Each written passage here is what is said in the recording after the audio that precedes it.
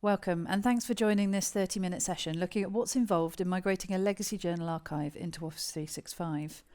My name is Claire Drew, and I'm part of the messaging team here at Essential, and I've been working with customers implementing and latterly migrating email archives for over 11 years now. I'm joined today by Luke Cotton, one of our migration specialists. Today's session is aimed at pulling together some of the recent updates from Microsoft in the Office 365 compliance space to provide you with some options on where you can get further assistance with planning your migration, and to share some useful articles and resources at the end. Recently, Microsoft have improved some of the compliance features within Office 365. So today we'll explore how Office 365 might now be a valid option for organisations looking for a one-stop shop messaging platform and a compliant archiving solution. Essential are vendor neutral, so we move email archives to and from many destinations, including the usual suspects like Enterprise Vault, EAS, Proofpoint, Mimecast, EV Cloud, and many others, as well as into Office 365 and to and from on-premise Exchange.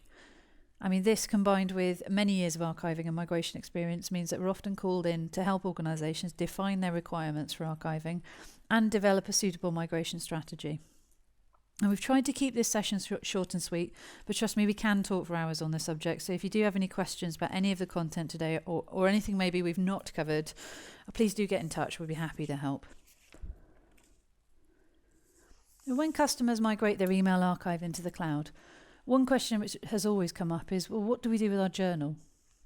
Until now, the options have primarily been retain it on-premise, either continue archiving with the on-premise archive, and retain the journal on-premise, or depending on business need, decommission or retire the archive.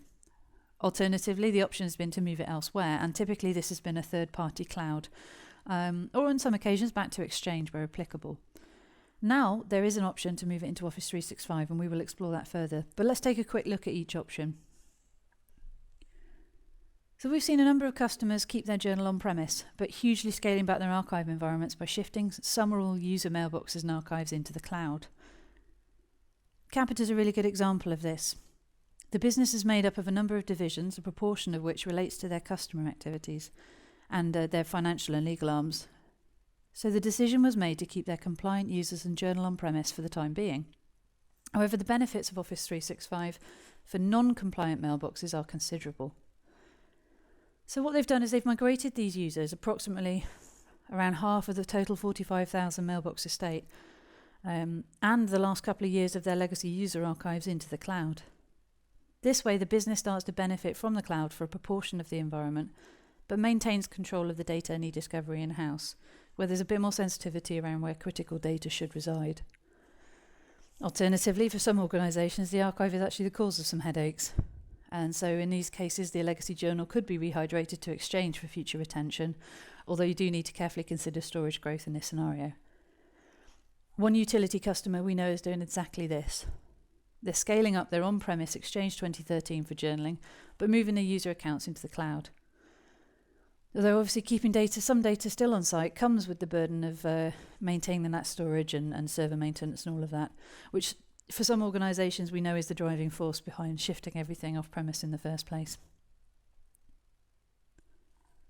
Now the other option we've seen a lot of customers doing is moving the journal to a third-party cloud such as Proofpoint or Mimecast or EV Cloud to sit alongside user mailboxes either on-prem or in Office 365. Here you configure a journal feed from Office 365, or the service will capture all email at the gateway.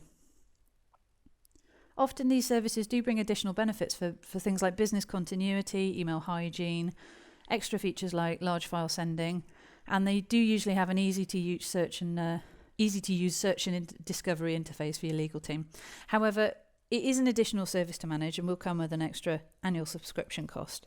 You have to arrange for the ingestion of your legacy journal once you've extracted it from your existing archive, and the hosting and management of it going forward may incur a further charge.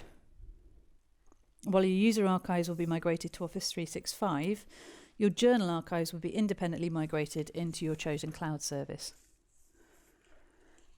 Typically, the migration path will involve extraction from your archive to PST files into sort of a suitable structure, transfer to your cloud service, and then subsequent ingestion into your new cloud archive. So whichever route you take, There are several pools of data, both on-premise and in the cloud, which do need to be managed, and this can cause some overheads. But Office 365 has now become a viable contender for being a one-stop shop for organisations looking to have everything in one place. Your organisation now has the option to use Office 365 as a single repository, as it will now meet the requirement to handle your internal and external policies around email retention and access, in order to capture all email going forward with no sort of real need now for a third-party solution. The in-place hold mechanism in Office 365 will support your email policies, and so you can effectively stop journaling in the traditional sense once you make that switch to Office 365. If you migrate in your legacy journal archive, as well as all or some of the user archives, it means you can now feasibly have a single repository, as well as the ability to ensure that those responsible for e-discovery, which ideally is not the IT team of course, have access to an appropriate system to manage their processes. So we'll take a look now at what's new in Office 365 to make this a viable option. Microsoft have been busy this last couple of years, and along with getting security and privacy certifications relevant to pretty much every industry, including the heavily regulated ones like government and finance, Microsoft have implemented advanced data loss prevention controls. They've also evolved Office 365 to meet the information governance and e-discovery demands of enterprise email customers. A new addition is the Compliance Centre, a dashboard designed to enable non-technical staff to manage compliance-related activities, which up until now is an area that really the third-party cloud vendors have really monopolised. The recent acquisition of an Azure-based early case assessment tool will also appeal to enterprises seeking to reduce the challenges of preparing for litigation in-house. There are also some key compliance data retention services added to Office 365 recently, which include preservation of vital metadata such as distribution list recipients, and preservation of user information for e-discovery when you place mailboxes on in-place hold, i.e. ensuring that even where users delete stuff, you still have a record of every email sent, including all the BCC'd recipients. Now, on top of that, they've added indefinite storage of inactive mailboxes, so really sort of copying what the journal used to capture on-premise. And this is all vital functionality which effectively replaces what the journal gave you, and Luke will be exploring this more in a bit.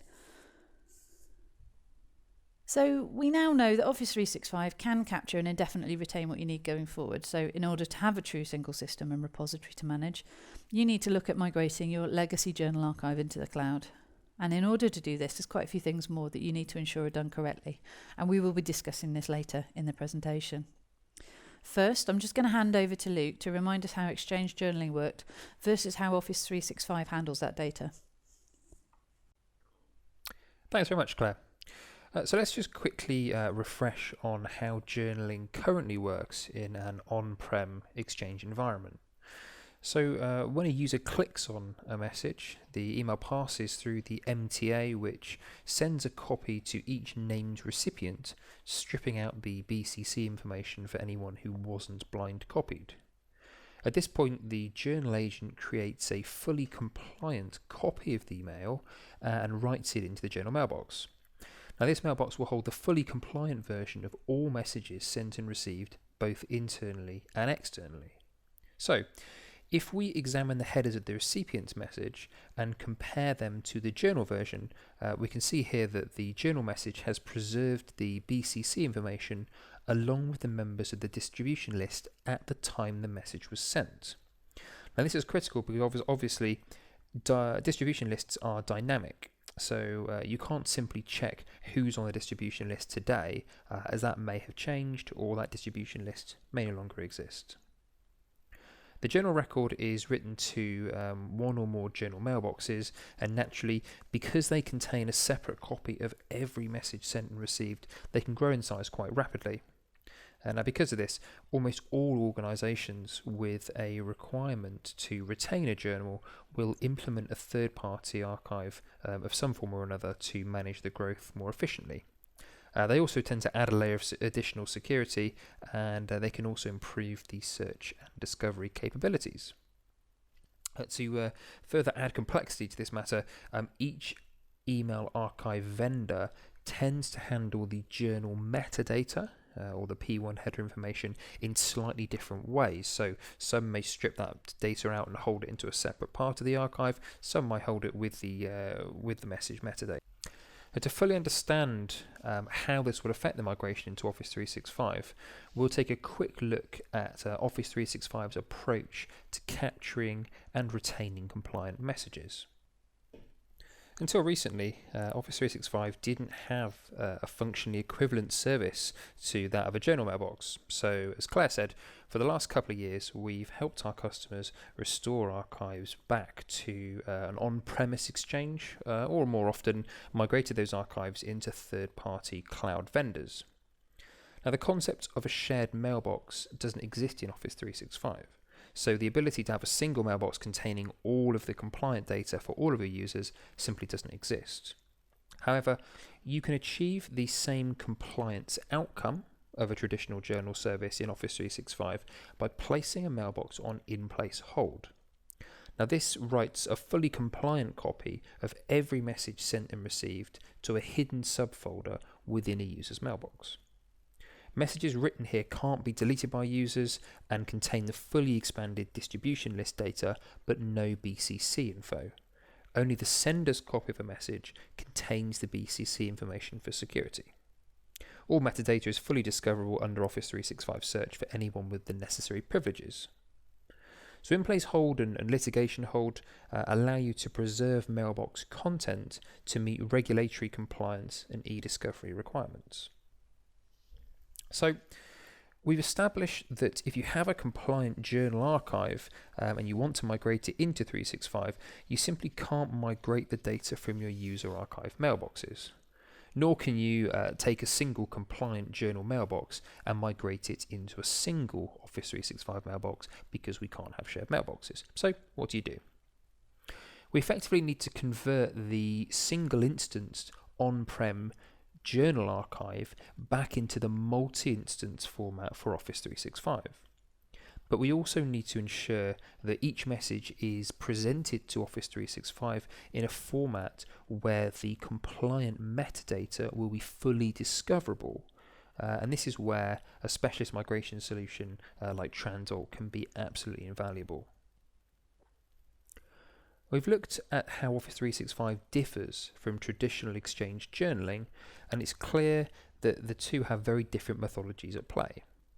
This means that there are a number of things which need to happen in order to convert a legacy journal archive and make it safely into Office 365. For example, your journal archive will include emails sent to and from users no longer working for the organisation. Now, the Office 365 model requires you to provision a mailbox for each user, whether or not they're a live user or a leaver. Now, this may be alarming for some enterprises who may have 2, 3, 4 times as many leavers as they do live users. And the good news, though, is that once all items for a leaver have been migrated into Office 365, you can place that mailbox on in-place hold, and then you can recycle that CAL after 30 days. The challenge here is structuring the migration plan in line with the amount of Office 365 CALs that you own, so that you don't impinge on your live migration strategy and delay the adoption to the cloud. Now, this is something we help customers to work out, and in fact is something we're doing right now for a large construction company. There may be archives that aren't to be accessible by end users, but you still need them to be preserved and searchable to authorized personnel. So, for example, this could be items that have been deleted by users yet remain in your archive. To preserve these items in the correct way, you'll need to migrate them into a special hidden subfolder within the Recoverable Items folder, or the RIF. It's important to note that there's a RIF associated with both the primary mailbox and the in-place archive for each user.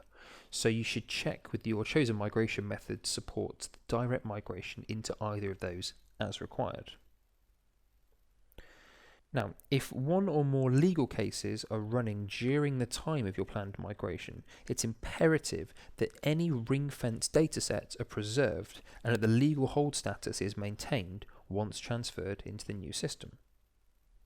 Likewise, If you have any existing retention policies, you may wish to map these into the equivalent retention tags when you migrate this data into Office 365. A chain of custody is a big one. So, any time that you're moving an electronic record between storage devices or subsystems, there's the potential for failure or disruption that introduces the risk of deletion, alteration, or substitution.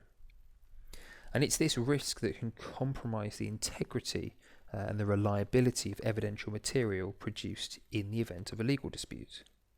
So in technical terms, chain of custody can be strengthened by minimizing the number of conversions or interim stages during a migration. This means that ideally, you'll want to look for a migration route that moves your data directly from your on-prem repository into Office 365 in one audited end-to-end transaction. Now, if the available bandwidth for the cloud or the amount of data to be transferred means that the direct approach isn't possible, you can migrate data using an Azure-based transfer or the drive shipping, but this will use interim files, and it's important to be aware that this then becomes a multi-step migration, and it may compromise the chain of custody without the appropriate security and checks in place.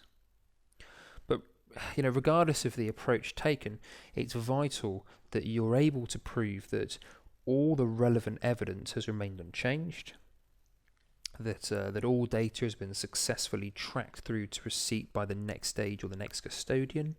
So, for example, you could use detailed transaction records, which would include a timestamp and the unique message ID in both the source and destination. And finally, that all migrated data has been fully accounted for at all stages. And having these assurances gives complete peace of mind to business stakeholders as they hand over mission-critical data to a third-party service. A lot can happen over the lifespan of an archive. Indexes and storage devices can get corrupted. You may apply a buggy update, or foreign data could be imported from different systems, etc., etc. And as a result, it's not unusual for emails to become corrupt and fail to migrate. And you'll want to perform baseline checks to test that all items can be correctly searched and opened as they're migrated, and that you're not just moving corrupt email and corrupt attachments from your source into Office 365 in a completely unusable format. If an email is damaged beyond repair, part or all of it still may be recoverable, and this is something that Ascension and Transvault have assisted customers with in the past. So we've helped reconstruct objects with whatever information is salvageable to prove that every attempt to recover those messages has been made. If you don't yet have a formal retention policy for email or other content, then migrating to Office 365 could be the perfect opportunity to implement one.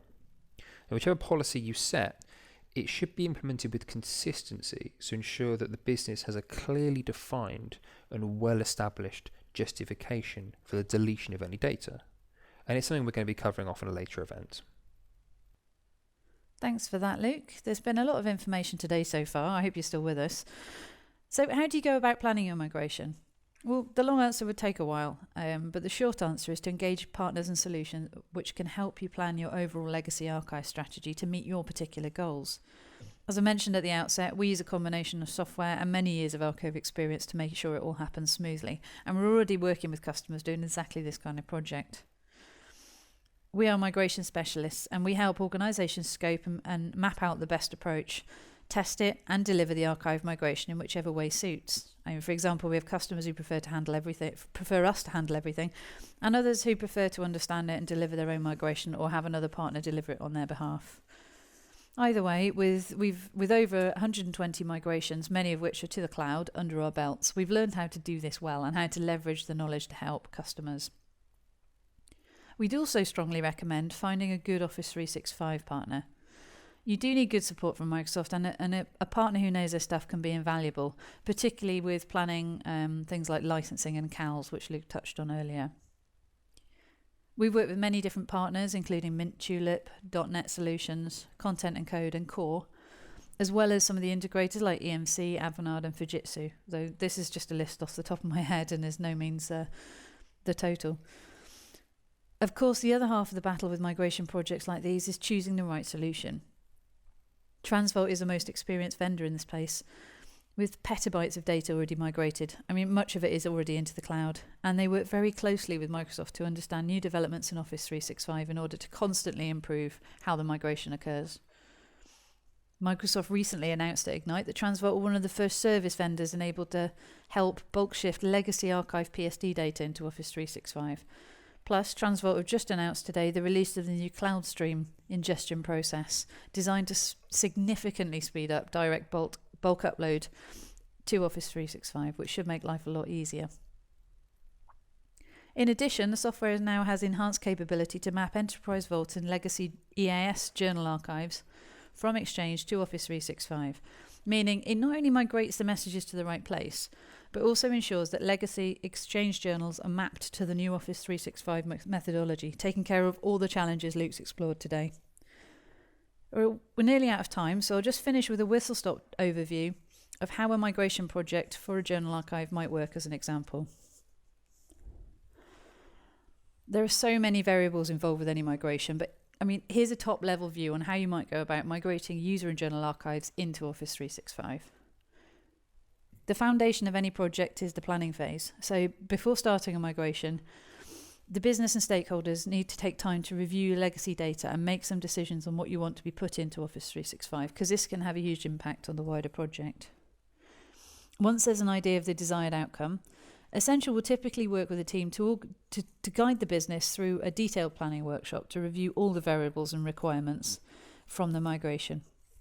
And once that plan is agreed, software is installed and configured, and a period of testing would take place to ensure the best possible performance is achieved and to ensure customer confidence all round before proceeding. And then once all of that testing has been completed, with a journal migration, we would typically expect to migrate the lever data first in batches.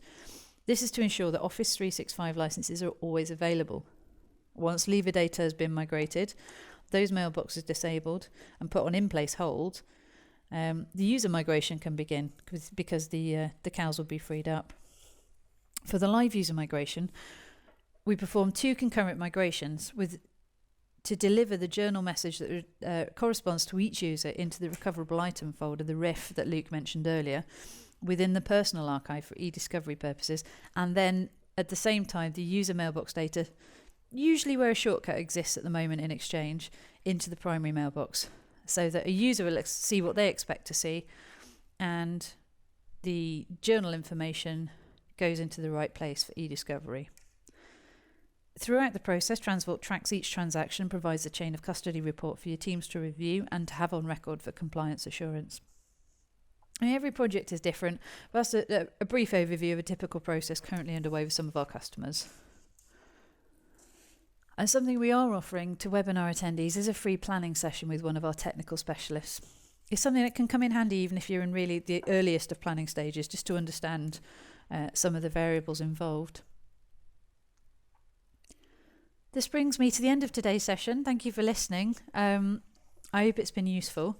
We've listed here a few articles which you might find interesting, a case study about Capita's approach, and as I mentioned just now, a link to request a free planning workshop with one of our technical team. Just complete a short form and someone will be in touch to arrange a time to chat. If you have any further questions about anything we've discussed today, please don't hesitate to get in touch, either by Twitter, email, or give us a call. We are planning some further webinars throughout the summer and autumn around this subject, and we will keep you posted on the dates. Thank you again for your time. Take care.